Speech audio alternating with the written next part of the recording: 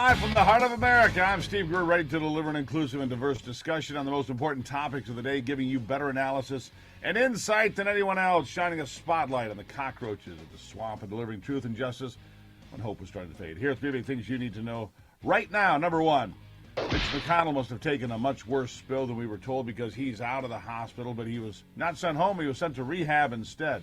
Number two, Hunter Biden coming closer to the flame as the House Oversight Committee will now be given access to the files of all his suspicious activities. And number three, are we on the verge of numerous banks failing in America and the U.S. government stepping up to save the wealthiest of those among us? Well, it certainly looks that way. And now the Federal Reserve and Jerome Powell are in a very sticky spot. You see, inflation remains at 6%, far above the 2% target rate and punishing millions of Americans with variable rate mortgage rates and car loans, but also pounding them when they go to the grocery store or look at their credit card bill. That is also on fire because of the soaring interest rates. Nice job, Joe Biden. The collapse of Silicon Valley Bank on Friday, followed by Signature Bank in New York over the weekend, underscores just how dangerous this entire situation is. Not just to the banks, but to all of us and the economy.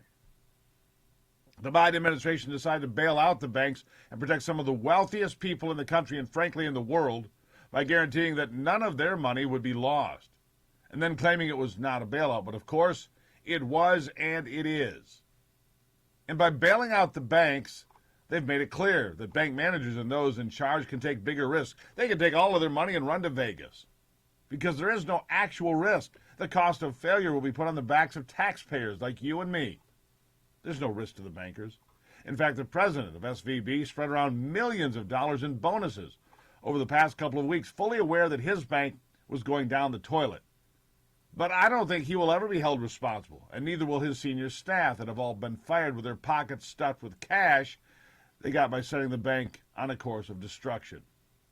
I mean, we all know that standard banking principles were not applied here. SVB had a director of diversity, equity, and inclusion, but they didn't have a person in charge of risk management to make sure the bank didn't go bankrupt, just like it did. It seems like the priorities were completely off base. Like everything the Democrats touch, it turned to crap. And don't worry, there's more to come. Because the root cause of the bank collapses we have seen so far are the reckless spending policies of the Biden administration that led to out-of-control inflation, which led to a decrease in the value of bonds they were all invested in. And then SVB panicked and tried to sell them at a deep discount. And boom, it all fell apart. So predictable. Okay, so let's hear from Democrats, you know, the experts on the economy, the ones that told us over and over again, there's nothing to worry about here when it comes to inflation. Here's a collection of them weighing in before it went crazy because of crazy policies. We'll start in May of 2021, almost 2 years ago. What did they say then? And then for the next year plus. Listen. I really doubt that we're going to see an inflationary cycle. Most economic analysts believe that it will have a temporary or transitory impact. The faster than expected increase in some of those prices is actually a good sign. The overwhelming consensus is going to pop up a little bit and then go back down.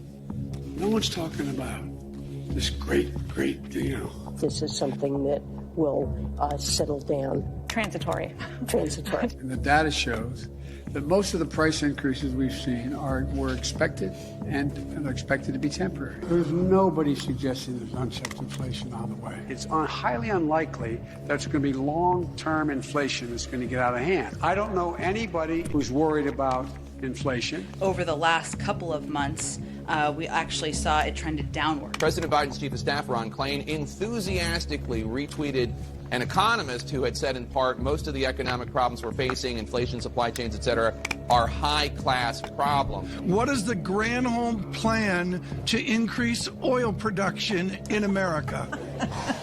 Oh, my God. That is hilarious. Well, the number one thing that the president can do is help get COVID under control. That we know is the root cause of inflation. President Biden this afternoon saying he thinks we're at the peak of the crisis right now and that lower prices are on the way. The inflation has everything to do with the supply chain. Make no mistake, inflation is largely the fault of Putin. I'm going to do everything I can to minimize Putin's price hike here at home. If you want to get rid of inflation, the only way to do it is to undo a lot of the Trump tax cuts. I think ever since you've come into office, things are really looking up. You know, gas is up, rent is up, food is up, everything. That only took us through about a year ago. It's got to first there was no inflation. Then if there was inflation, it was transitory. And then if it wasn't transitory, then it was Putin's fault and the war's fault. And then, of course, it was Donald Trump's fault. You see, this is all the fault of the Democrats. This is all the fault of the Democrats and massive spending bills pumping trillions of dollars into the economy. Trillions of dollars that who knows where they went, by the way. So the entire banking sector is in jeopardy. Moody's downgrading the several more banks that could be in danger of going upside down. Moody's downgrading those banks right now. Swiss Credit, the next one most likely to fail. And if you think this has passed, I'm sorry to say you're almost certainly wrong. The Biden administration attacked energy on day one, and that assault has continued, and higher energy prices impact all Americans, from the grocery store to anything else, including the electric bill, the cost of heating your home, the cost of going to work, and yet we continue down the road to economic suicide. And the Democrats either don't care, they don't get it, or actually believe utopia is real. Or they don't care. And will do anything and everything in their power to maintain power. I honestly don't have any idea what has happened to them, but they're careening out of control with no end in sight except for our country. There's an end in sight for that. Billionaire Carl Icahn says America is on the brink of everything falling apart in our economy, and very soon. Listen to this.